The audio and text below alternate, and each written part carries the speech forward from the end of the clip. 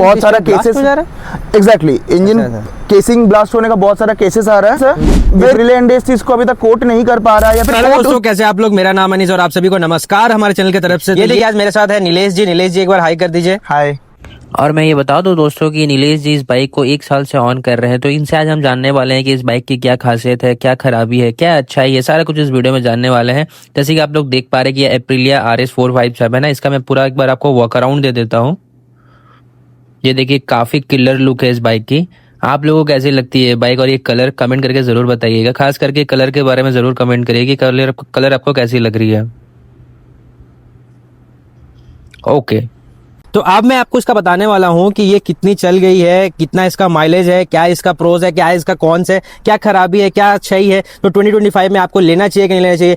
तो नीलेश भैया आप मेरे को बताइए कि ये बाइक कितने किलोमीटर चल गई है। अगर आप दिखा पाओ यहाँ ओडोमीटर में, बाइक को अभी 19 जुलाई में 1 साल हो चुका है। अच्छा 1 साल हो गया। हाँ जस्ट 1 साल एंड इतने किलोमीटर से चल चुके, टोटल 16,889 किलोमीटर। तो ये 16,890 ही समझे, 17,000 पकड़ के चल सकते हैं, इतना किलोमीटर चल गया है। हाँ। ओके, तो आप मेरे को ये बताइए सबसे पहले कि इस गाड़ी का आपको लिए 1 साल हो गया, तो 1 साल में आपको इसमें क्या क्या दिक्कतें आई? नहीं दिक्कतें नहीं, सबसे पहले आप अच्छा ही बताइए कि आप जब से इसको ऑन कर रहे हैं कैसे, मतलब इसका खासियत क्या है। ऑल राइट, सो इस बाइक को लिए मुझे 1 साल हो गया। ओके, एक्चुअली इस बाइक को लेने में बहुत प्रॉब्लम्स हुई थी। At least I have to wait for almost 7 months and खासियत यही है कि आई गेस इस सेगमेंट में इससे पावरफुल करेंटली इंडियन मार्केट में कुछ नहीं है। इंडियन मार्केट में अभी तक 47.3 या 4 हॉर्स पावर करेंटली कोई बाइक में नहीं है in the parallel twin CC segment in this price range. Okay, और आई गेस ये अपने कंपेटिटर्स जैसे कि GT 650, कावासाकी निंजा 500 और नहीं, बस यही दो कंपेटिटर्स है। इनके मुकाबले ये बहुत ज्यादा बेटर है in terms of refinement, in terms of power and in terms of technology also. तो ये मेरा एक प्लस पॉइंट था कि नहीं मुझे यही लेना है। सेकंड रीजन होगा इसका लुक्स, क्यों मैं इस पे गया। As you can see this looks just amazing, इसलिए खतरनाक है। Got this one. And third मेरा रीजन था इसे लेने का कि I always wanted a parallel twin motorcycle, a sports bike. Earlier मेरे पास एक डोमिनार 400 था जिसपे मतलब अभी भी है, जिससे मैं लॉन्ग टूरिंग करता हूँ, but I need something a little bit fast, a little bit more engaging, क्योंकि मेरा फ्यूचर है ट्रैक रेसिंग करने का। सो आई थिंक ये मेरे लिए उस समय परफेक्ट मोटरसाइकिल है अभी भी। सो या तो इसलिए आप ये बाइक लिए थे। हाँ, मतलब आपको पहले से मतलब ये बहुत पसंद है ना। बिल्कुल, जैसे कि हम देख पा रहे हैं कि बहुत ही खतरनाक दिख रहा है ये बाइक। तो ये बाइक का अब मेरे को एक बात बताइए कि प्रोज पहले बता दिए, बाद में कॉन्स का बात करेंगे। ओके, प्रोज जैसे कि मैं बता सकता हूँ, इट्स टू स्मूथ। अच्छा, बाइक बहुत ज्यादा स्मूथ है। जैसे कि आप मान लो अगर एक सिंगल सिलेंडर में अगर देखा जाए कि आप अगर 6th गियर में आप ज्यादा स्लो चलाओगे तो गाड़ी बंद हो जाएगी, राइट। इसमें 6th गियर में you can go as low as 60 to 40 km/h without any knocking, because वो पैरेलल ट्विन इंजन का एक कैरेक्टरिस्टिक्स ही होता है। So this is a very big pro.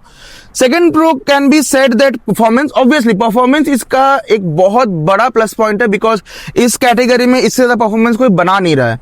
दूसरा प्रो मैं बोल सकता हूँ कि कंफर्टेबल है, राइडिंग पोजीशन कंफर्टेबल है, इतना ज्यादा भी झुका हुआ नहीं जैसे कि एक R15 है। मतलब एक बार बैठ के दिखा देंगे प्लीज। श्योर।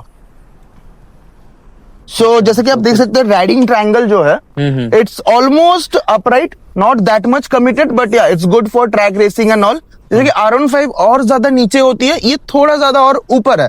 सो ये RR310 और R15 के बीच का एक स्वीट स्पॉट है।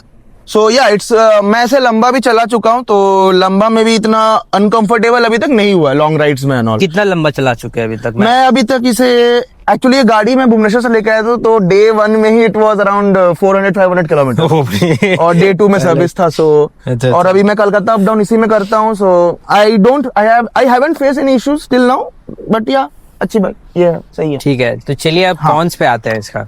कॉन्स चलिए, कितने सारे कॉन्स आप गिनवाए जाए आगे तरह से। Sure. 1 साल से आप यूज कर रहे हैं। ओके, सो इस पर्टिकुलर बाइक के बारे में बात नहीं करके अगर मैं इन जनरल एप्रिलिया इंडिया की ओर से बात करता हूँ, तो बाइक्स में काफी प्रॉब्लम्स आ रही है ऑल ओवर इंडिया। एक्चुअली जो फर्स्ट लॉट बाइक्स है उसमें काफी बड़ा इशू आ रहा है आपका इंजन पिस्टन ब्लास्ट का।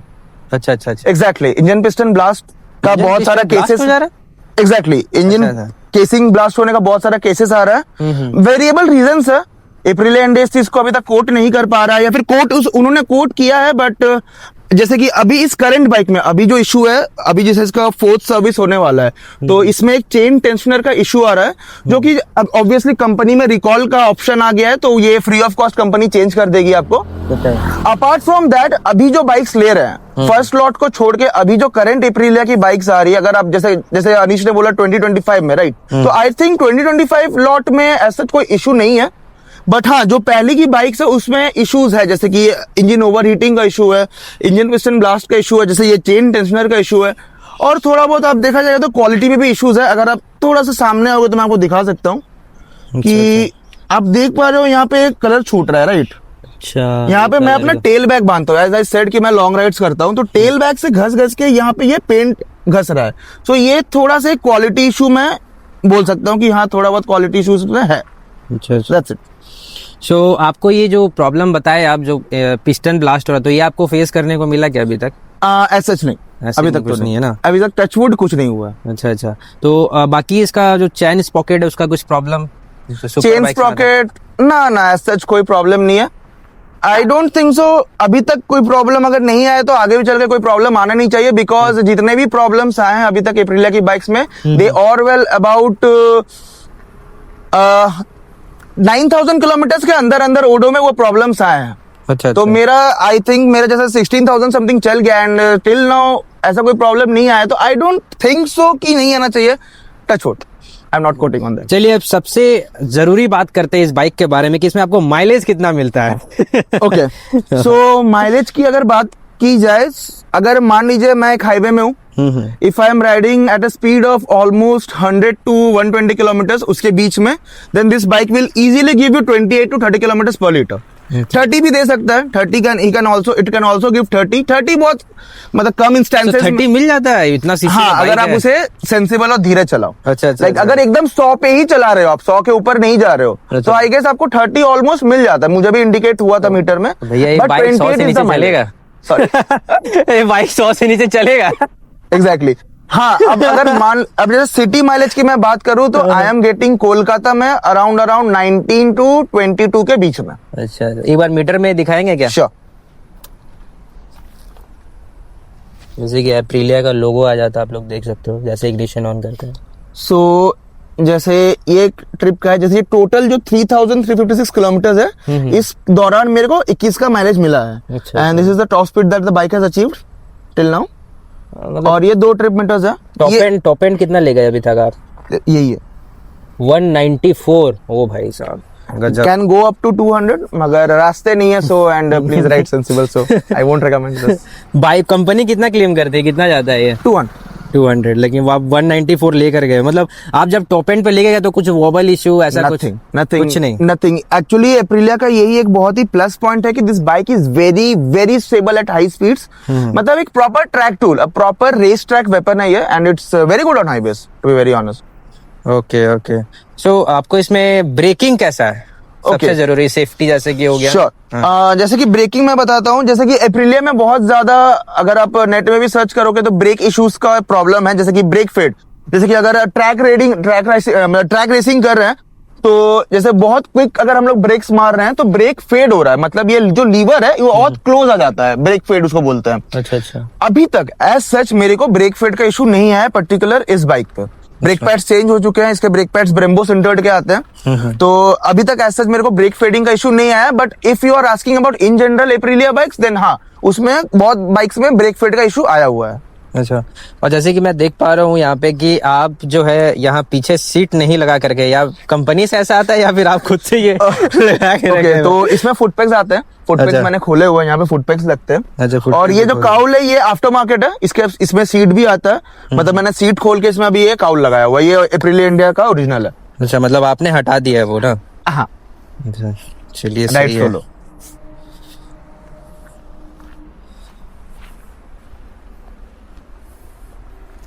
ओके, सो ओवरऑल आप क्या बताना चाहेंगे कि 2025 में ये बाइक किसी अगर कोई लेना चाहता है, कोई बंदा, मेरे व्यूवर्स को आप क्या बताना चाहेंगे कि लेना चाहिए कि नहीं लेना चाहिए? कंडीशंस बता दीजिए। श्योर। ओके, सो जैसे कि कंडीशंस ये है कि बाइक में अभी करेंटली वेटिंग पीरियड है। अच्छा, डिपेंड करता है कितना वेटिंग पीरियड है, कहीं 1 साल का भी वेटिंग पीरियड है। इसका एक और राइवल है मतलब इसी के लाइनअप में एक और बाइक है टुबोनो, आप लोग उसे भी कंसिडर कर सकते हो। अगर आपको स्पोर्ट्स बाइक पसंद है, स्पोर्ट्स राइडिंग करनी है, आपको लगता है कि देखिए मैं अब नहीं बोलूंगा कि अगर आप बिगिनर हो देन डोंट गेट दिस।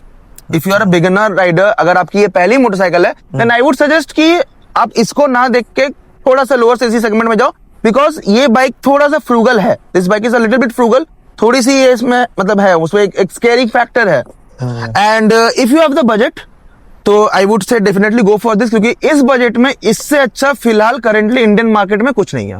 अच्छा, आप इसीलिए बिगिनर बंदे को इसलिए सजेस्ट नहीं कर रहे क्योंकि आप पहले भी 400 सीसी का बाइक चला चुके हैं, Yeah. तो इससे आप अगर ऊपर जाएंगे भी तो कोई प्रॉब्लम नहीं आएगा। सो अभी मैं इसका आपको एग्जॉस्ट नोट सुना देता हूँ। तो ये देखिए, इसमें आपको कंपनी फिटेड अंडर बेली एग्जॉस्ट देखने को मिल जाता है, क्योंकि भैया ने कोई मॉडिफाई नहीं करवाया है। तो आइए सुनते हैं एग्जॉस्ट नोट। चलिए।